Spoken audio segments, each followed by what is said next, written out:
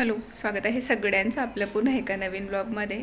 सगळ्यांचा आजचा दिवस सकारात्मकतेने भरलेला व आनंददायी असा जाऊ अशी साईंचरणी प्रार्थना करते. आणि आजच्या आपल्या ब्लॉगला आपण सुरुवात करूयात.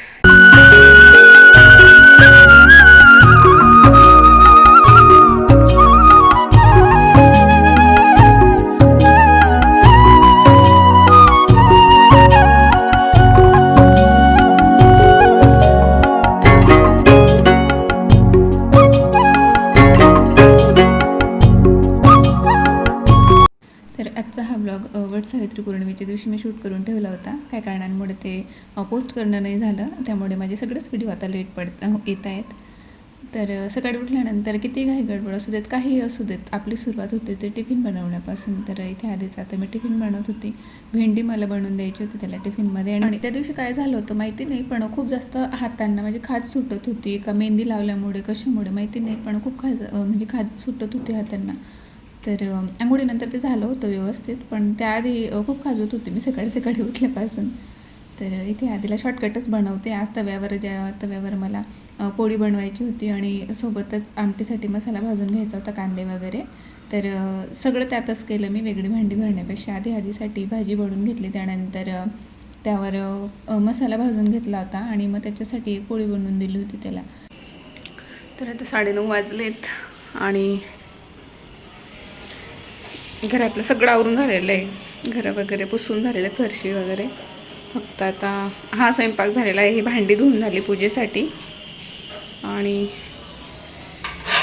आमटी बनवून झालेली आहे. आणि आता भात लावलेला आहे आणि इकडे भजींसाठी तयारी करून ठेवलेली आहे. थोडी कांदा मी जेव्हा बनवेल तेव्हा कट करेल. तर आता किचनवरचं तर सगळं आवरलं गेलेलं आहे. आणि आधीचा टिफिन झाला होता, सगळं घरातलं आवरून झालं होतं. आजच्या दिवशी सकाळी सुद्धा लवकर गेले होते, म्हणजे आधीसोबतच ते निघून गेले होते आणि 11-11:30पर्यंत येतो असं त्यांनी मला सांगितलं होतं. कारण मला तपोवनला जायचं होतं पूजेसाठी. कारण गेल्या वर्षी मला माहिती नव्हतं, पण आता मध्ये मला रिसेंटलीच माहिती झालं की तिथे खूप जुनं असं वडाचं झाड आहे. आणि असं म्हणतात ना की जेवढा जुना वड असतो, जेवढ्या जास्त पारंब्या, त्या वडाची पूजा केलेली म्हणजे चांगलं असतं. म्हणून मला तिकडे जायचं होतं. आणि मी असं ऐकलं की ज्या वडाला पारंब्या नसतात तर त्याची पूजा करायची नसते. असं मला एवढं डीपमध्ये नाही माहिती, पण तिथे बायका बोलत होत्या तर ते मी फक्त ऐकलं. तर असं इथे मी आता तयार होत होती आणि खूप दिवसांनंतर आता फाउंडेशन लावते. नाही नेहमी माझं नॉर्मल असतं, फार तर कॉम्पॅक्ट वगैरे लावून घेते मी, ज्यामुळे की थोडंसं मॅट लुक येतो. जे काही आपण सनस्क्रीन वगैरे लावलेलं असतं, मॉइश्चरायझर लावते आणि डायरेक्टली त्याच्यावर कॉम्पॅक्ट लावून घेते. पण आज म्हटलं एवढे महागडे आहेत आपल्याकडे प्रॉडक्ट, पण वापरणं होत नाही, आपण दुसऱ्यांना वापरतो, तर स्वतः वापरून बघितलं. तर फाउंडेशन लावलं होतं मी आजच्या दिवशी. 2 एकत्र केले होते, कारण माझ्या शेडचं माझ्याकडे नाही आहे. एक लाईट आणि एक डार्क असे दोघं घेऊन ठेवलेले मी, म्हणजे प्रत्येकासाठी वेगवेगळं आपण बनवू शकतो ते मिसमॅच करून, थोडंसं मिक्स करून. तर इथे आता मेकअप तर डन झालेला होता आणि हेअरस्टाईलमध्ये काही सुचत नव्हतं, म्हणून सिम्पल मी असा सरळ भांग केला होता मध्यभागी आणि छोटंसं क्लचर लावलं होतं मागे. आणि खरं तर मला असं व्यवस्थित नीटनेटकं राहायला किंवा मेकअप करायला, छान स्वतःला प्रेझेंटेबल ठेवायला खूप आवडतं. फक्त एवढं आहे की मला मेकअप सूट नाही होत, त्यामुळे मी कमीत कमी करण्याचा प्रयत्न करते. काय करू याचं आता, हे काही ठीक आहे, याचं काहीतरी करते. आणि हा एक दागिना मी आता नवीन ॲड केलं आहे, मला खूप आवडलं. कालच्या दिवशी मी घेतलं बुगडी आणि खरंच खूप सूट करत होतं ते ह्या लुकला, मला तर खूप आवडलं. आणि ह्या बांगड्यासुद्धा आता नवीन निघाल्या, तर त्याही मी आणलं होतं कालच्या दिवशी. आता त्यानंतर स्वतःचं आवरून झाल्यानंतर मला ताट करून ठेवायचं होतं. थोडीफार तयारी तर मी तयार होतानाच करत होती, जसं मला आठवत होतं तसं एक एक वस्तू मी जागेवर आणून ठेवत होती. आणि हा ताट वगैरे पूजेचं जे काही सामान असतं ते तर सकाळीच उठल्यानंतर आधी स्वच्छ करून ठेवलं होतं, आधीचा टिफिन वगैरे झाल्यानंतर. आणि ते सुकण्याची मी वाट बघत होती, कारण त्याला लागलेच असे डाग पडतात काळे. तर पुसून घेतलं होतं, ते सुकून झालं होतं. त्यानंतर ताट केला होता, जसे जसे गोष्टी लक्षात येत होते तसं ठेवत होती. आता हे आंबे आणले होते मी ओटी भरण्यासाठी, तर त्यांना हा धागा मी घरीच गुंडाळून घेतला, कारण तिकडे बऱ्याचदा लक्षात राहत नाही, विसरायला होतं किंवा मग घाई होते, असं काहीतरी होतं. तर मग मी घरीच ते गुंडाळून घेतलं होतं. आणि ओटी तर आपल्याला आपल्या मनावर असतं किती जणांची भरायची काय असं वगैरे. आता मी ते 1 किलो आंबे आणले होते, तर त्यात ते 6 आंबे मावले होते, त्यात एक आधीने खाऊन घेतला होता. तर आता माझ्याकडे 5च होते ते, तर 5 जणींचे मी तिकडे ओटे भरणार होती. तर इथे आता आम्ही आलो होतो पूजेसाठी. तर हे ते वडाचं झाड आहे, खूप जुनं झाड आहे ते. तर तिथे आधी पूजा करून घेतली.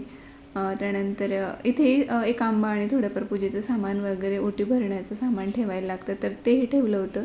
त्यानंतर आरती करून घेतली आणि बऱ्याच जणांनी सुरुवातीला दोरा गुंडाळून घेतला होता आणि त्यानंतर मग आरती केली होती. पण मी मात्र जेव्हा पूजा केली तेव्हा सुरुवातीलाच आरती करून घेतली होती आणि त्यानंतर मग वडाला फेऱ्या मारून घेतल्या. आणि खूप काय काय ठरवलं होतं आधीपासून, म्हणजे फिक्स तर काहीच नव्हतं, पण डोक्यात भरपूर असे प्लॅन्स होते. साडीसुद्धा मला दुसरी नेसायची होती, पण आयत्या वेळेला एकही साडीचं ब्लाऊज शिवलं गेलेलं नाही. बाहेर टाकायला जायलासुद्धा मला जमलं नव्हतं आणि घरात शिवलं असतं तर घरात मशीन खराब झालेलं आहे. त्यामुळे मग ही भरपूर दिवसांची, म्हणजे मी म्हणते एक 10 वर्षापेक्षा जास्त झालेलं आहेत माझ्या पैठणीला. तर पण जशीच्या तशी आहे, कारण मी खूप केअर घेते, काळजी घेते. वापरून झाल्यानंतर, नेसून झाल्यानंतर व्यवस्थित त्याला शॅम्पूच्या पाण्याने वगैरे पुसून घेते, प्रेस करून ठेवते, थोड्या वेळ हवेमध्ये ठेवते, एक दिवसभर किंवा रात्रभर, म्हणून ती खूप छान आणि जशीच्या तशी आहे. आत्तापर्यंत मी एकदाही त्याला पूर्ण पाण्याने धुतलेली नाही आहे. धुतल्यानंतर ते पूर्ण अशी चुरगडल्यासारखी होते त्यामुळे. तर असं ही छान वाटत होती आणि कलर खूप छान आहे त्याचा, मला खूप आवडते ती, म्हणून बऱ्याच जणीच नव्हतं. तुम्हाला बऱ्याच व्हिडिओमध्ये याआधीसुद्धा तुम्ही बघितलं असेल. मला वाटतं मी पाडव्यालासुद्धा हेच नेसली होती. तर असं इथे थोडंसं मी स्वतःचं शूट घेतलं होतं आणि खूप छान वाटत होतं वडाच्या झाडाखाली. त्यानंतर मला थोड्या वेळ थांबायला लागलं होतं, कारण मला पूजेला लवकर जागा मिळाली, लवकर पूजा झाली होती माझी.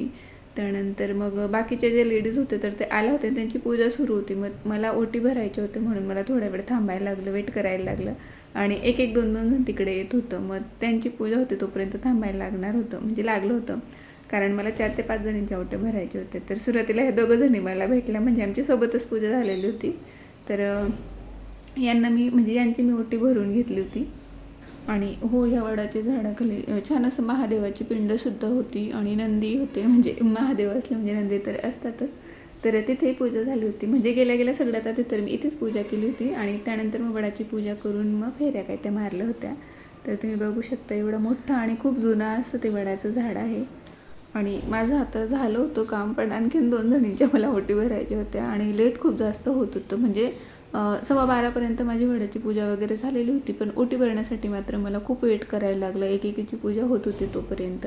तर फायनली मग मला हे 2 जणी भेटले, यांची ओटी भरून घेतली आणि मी घरी यायला निघाले. तर आता दुपारचे 1:30 वाजता आहेत आणि आत्ता मी पूजा करून घरी आलेली आहे. म्हणजे पूजा माझी 12:30च्या आत झाली होती, पण तिकडे ओटी भरायला बायकांसाठी थोडंसं थांबायला लागलं, त्यांची पूजा होती तोपर्यंत. आणि त्यानंतर फोटोज वगैरे मग व्हिडिओज बऱ्याच म्हणजे काढले बऱ्यापैकी. होते सोबत तर त्यांनी केलं तेवढं. तर सकाळी मी घरातलं सगळं, म्हणजे 10पर्यंत माझं सगळं घरातलं आवरून झालं होतं. जे काही आपलं रोजचं रुटीन असतं ते. आधीचा टिफिन झालं होतं सकाळी, भेंडीची भाजी आणि पोळी, आणि मला फक्त घरी आमटी बनवायची होती आणि भजी वगैरे तळायची आहेत आणि रस करायचा आहे आता मला फक्त. आणि खरं तर मी श्रीखंड मागवणार होती बाहेरून आणि तळलेल्या पुऱ्या करणार होती, म्हणजे मी आधी ठरवून ठेवलेलं होतं. कारण पुरणपोळीचा स्वयंपाक म्हटलं की त्याला खूप वेळ लागतो आणि एवढ्या सगळ्या गोष्टी एकाच वेळेला होणं म्हणजे पॉसिबल नव्हतं. त्यातल्या त्यात 12:30च्या आत मला पूजासुद्धा करून यायचं होतं आणि बाहेरून मांडे मला मागवायचे होते. तिकडे ऑर्डर दिली होती मांड्यांची, पण माझी एक जुनी मैत्रीण होती जिचा की मला कालच फोन झालेला होता. तर तिने मला सांगितलं होतं की मी पाठवेल तुझ्यासाठी म्हणून, तू पुरण वगैरे नको करू. तर ती एवढं बोलली, हेच मला खूप भारी वाटलं. आणि गेली 2 वर्ष झाले एकमेकींकडे नंबर होते, पण साधं बोलणंही आमचं झालेलं नव्हतं. आत्ता तिला रिसेंटली माहिती झालं की मी व्हिडिओज वगैरे बनवते, तर तिचा मला फोन आलेला. कॉलेजला आम्ही सोबत होतो 2 जणी. तर खूप भारी वाटलं तिने एवढी जरी चौकशी केली किंवा एवढा विचार केला की मी पाठवते, तू करू नको घरात काही म्हणून. आणि खरंच अशी एक मैत्रीण प्रत्येकाच्या आयुष्यात असावी.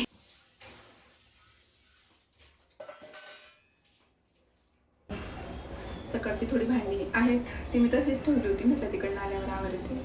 आणि कपडे वगैरे सुद्धा माझे लावायचे आता बाकी आहेत. तर सगळ्यात आधी आता कपडे मशीनला लावते. आणि आज नाश्ता न करताच निघाले होते, कारण ते सकाळी खूप लवकर गेले आणि त्यांना मला पूजेच्या ठिकाणी मला सोडवायला. तर ते सकाळी लवकर निघाले होते आणि एक 11:30पर्यंत ते घरी आले होते आणि मग आम्ही पूजेला गेलो होतो. तर त्यांनाही भूक लागलेली आता. ते आता मांडे घेऊन मला सोडलं त्यांनी घरी आणि मांडे आणायला गेलेले. तिकडनं आले की रस करते आणि भजी वगैरे बनवायची आहे. भांडी आता तशीच ठेवते, एकाच वेळेला सगळे घासले जातील. मी खरं तर असं करत नाही, पण आज माझ्याकडे पर्याय नाही, कारण पूर्ण बेडरूममध्ये माझे सगळे कपडे पडलेले, 2-3 साड्या, म्हणजे कारण अगोदर साडी डिसाईड करायला मला वेळच नाही भेटला, कुठली नेसू मध्ये 2-3 साड्या काढून पडलेल्या आहेत मोकड्या करून. ते तर मी आता नाही आवडणार. त्या तिकडे वेगळी घाण झालेली आहे, पसारा झालेला आहे, घाण नाही, तिकडे वेगळा पसारा झालेला आहे.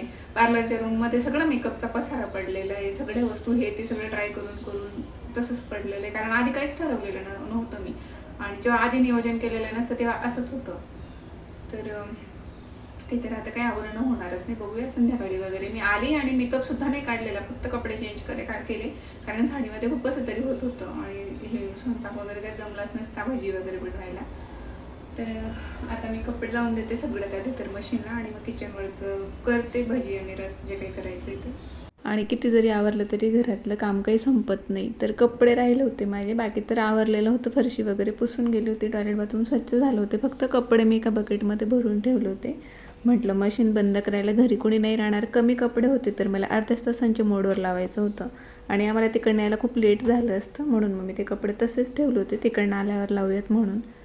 तर आता मी आधी कपडे लावून दिले, त्यानंतर आता फक्त भजी बनवायची आहेत. आहो येतील तेव्हा ती गरम गरम बनवली जातील. पुरणपोळी ते आणायला गेलेले आहेत मांडे आता तर. आणि खरं तर मला फारशी पुरणपोळी वगैरे काही आवडत नाही, तूप वगैरे घालून थोडीफार खाते मी, पण ना खूप जास्त आवडते म्हणून ते मी बाहेरून ऑर्डर केलं, नाही तर मी घरीच बनवलं असतं. मी प्रत्येक वेळेला बनवते, पण ह्या वेळेस काय माहिती थोडंसं कंटाळाही वाटत होता मला, आणि खूप वेळ जातो त्यात, खूप थकल्यासारखा चेहरा होतो. नंतर मग म्हटलं वर्षातून एकदा येते वटपौर्णिमा, छान तयार होऊयात, थोडंफार घेतली मदत कोणाची तर काही हरकत नाही, म्हणून ते मी बाहेरून मागवले होते. आणि ते येत आहे तोपर्यंत मी रस बनवून घेतला होता आंब्यांचा, आणि इतके छान होते मांडे, खरंच खूप छान होते, खूप सॉफ्ट होते, क्वालिटी वाईज खूप भारी होते. तर असे 2 मागवले होते. तसं तर एकसुद्धा आमच्याने पूर्ण खाल्लं गेलं नव्हतं, पण एक ऑर्डर करायला कसं वाटलं असतं म्हणून ते बोलले की 2 आणतो म्हणून, तर 2 सांगितले होते. तर इथे आता भजी बनवून घेतली होती, आणि सगळ्यात आधी देवांसाठी नैवेद्याचा ताट केला होता मी, सोबतच गरम गरम भजी बनवत होती, आणि सोबत ताटही करून ठेवलेला होता. तर देवांना नैवेद्य दाखवला, त्यानंतर आमची जेवणं झाली होती. तर आम्हाला जेवणाला मित्र 2 ते 2:30 वाजले होते आजच्या दिवशी. 3:30 वाजलेत आता, आणि आता माझं सगळं आवरून झालेलं आहे. आणि मगाशी मी सांगायचं विसरले, बऱ्याच ठिकाणी हा पौर्णिमेचा उपवास दिवसभर उपवास करून संध्याकाळी सोडला जातो, पण आमच्या इकडे गावाकडे आधीपासून अशीच पद्धत आहे की 12 वाजेनंतर, म्हणजे वडाची पूजा झाल्यानंतर आम्ही तो म्हणजे जेवून घेतो, घरी आल्यावर उपवास सोडला जातो तो. संध्याकाळी वगैरे मग काही खाणं होत नाही, म्हणजे संध्याकाळी नाही खात, एकाच वेळेला खातो, पूजा झाली की सकाळी सोडून घेतो. आता 3:30 वाजले आहेत, घरातलं आवरले, भांडी वगैरे, फरशी वगैरे, कपडे जे राहिलं होतं ते. घरी पुरणपोळी बनवायची नव्हती तरीसुद्धा खूप सारी भांडी होती, कारण आज प्रत्येक वेळेला मी थोडीशी भांडी जमा झाली की, काही जास्तीचा स्वयंपाक असला की थोडी भांडी जमा झाली की त्यांना सोबतच म्हणजे घासून ठेवत असते, म्हणजे एकाच वेळेला जास्तीची जमा होत नाही. पण आज तसं मला करता नाही आलं, कारण सकाळी मला खूप घाई गडबड होती. मेकअप पण तसंच ठेवला होता, फक्त कपडे चेंज केले होते, कारण साडीमध्ये मला काम म्हणजे स्वयंपाक वगैरे किचनजवळ काम जमलं नसतं, म्हणजे गरम होतं खूप, तर ते चेंज केलं होतं फक्त. आता मेकअप रिमूव्ह केला पूर्णपणे, काहीच नाही, आता फक्त फेस वॉश केलेलं आहे आणि मॉइश्चरायझर लावलेलं आहे, खूप सारं लावलेलं आहे म्हणून ते जरा जास्त वाटतं आहे ऑइली. सर तर इतकं आहे, तर तो मी आता आवरणार नाही. आता मला एखादा व्हिडिओ एडिट करायचा आहे, कारण बेडरूममध्ये सगळे कपडे पडलेले आहेत, तिकडच्या बेडरूममध्ये सगळं मेकअपचं सामान, सगळं पसारा पडलेलं आहे, जी वस्तू जशी जशी काढली ती तशीच ठेवलेली तिकडे. तर जाणं उभं राहून मी गरम करतोय, थांबायला हे काढून घेऊ द्या. काय भांडे? हां जा. तर काय आता नको ना आधी. तर आधीसुद्धा आता स्कूलमधून आलेला आहे, आणि तो काही पुरणपोळी वगैरे खात नाही, तर तो आता आमटी आहे, तर तो शेवमुरमुरे असतात तर ते घेतो, आणि त्यात आमटी गरम करून टाकतो, आणि ते तसं खातो. तर ते तो आता करतोय. की बुट्टी नसतं का येलो कलर? व्यवस्थित कर आधी बरं का, जर का नाही आवडलं तर मग ते परत करायला. ऐसा आणि 2 दिवस झाले हे पार्सलसुद्धा आलेलं होतं. मला तर आठवणच राहत नव्हती त्याला ओपन करायची. पण आधीला खूप घाई झालेली होती. सारखं मला परत परत विचारत होता, करू का ओपन. तर आज म्हटलं कर बाबा एकदाचं. तर रात्री त्याला राहवलंच नाही. तर यात काय होतं तर ते पनीर मेकर मी मागवलं होतं, जे की तुम्हाला लास्ट व्हिडिओमध्ये मी सांगितलं होतं की ऑर्डर केलेलं आहे. तर तेच आज आलेलं होतं आणि खूप छान अशी त्याची क्वालिटी आहे. आणि हो, आजचा तुम्हाला व्हिडिओ आवडला असेल तर एक लाईक नक्की करा. सोबतच चॅनलला नवीन असाल तर चॅनलला सबस्क्राईब देखील करा. तुमचे काही सजेशन असतील तर त्या मला कमेंटद्वारे नक्की कळवा. आणि जे कोणी नवीन असतील त्यांनी माझे इतर व्हिडिओसुद्धा चेक करा. तर पूर्ण काढून दाखव ना, पूर्ण काढ. अरे एवढी घाई लागली होती तुला की दिवस उगवणार नव्हता.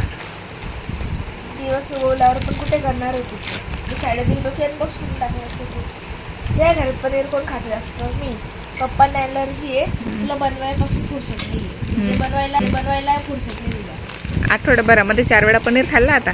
बाहेरचं तरी पण तरी पण हे पा हे असं आतून खोकलंय हे असं याच्यामध्ये स्टँड आहे तर ठेवायला भांड्यांचा टेक्निकल गुरुशी म्हणून जाईल मी असे व्हिडिओज बनवायला लागतील तसे. भांड्याचा टेक्निकल गुरुशी ठीक आहे सामान हे आहे. हे असं असेंबल करायचं. हा. याच्यात पाणी टाकून ठेवून द्या. पण त्याच्यामुळे पनीरचं एक्स्ट्रा पाणी निघून जाईल आणि पनीर प्रेस होऊन लाजून तो एकदाचं पनीर बनून जाईल. आम्ही पालक पनीर खायला मोकळे. तर आजचा हा व्लॉग तुम्हाला आवडला असेल तर नेहमीप्रमाणे लाईक शेअर आणि सबस्क्राईब करायला अजिबात विसरू नका. भेटूया नेक्स्ट व्लॉगमध्ये. तोपर्यंत बाय.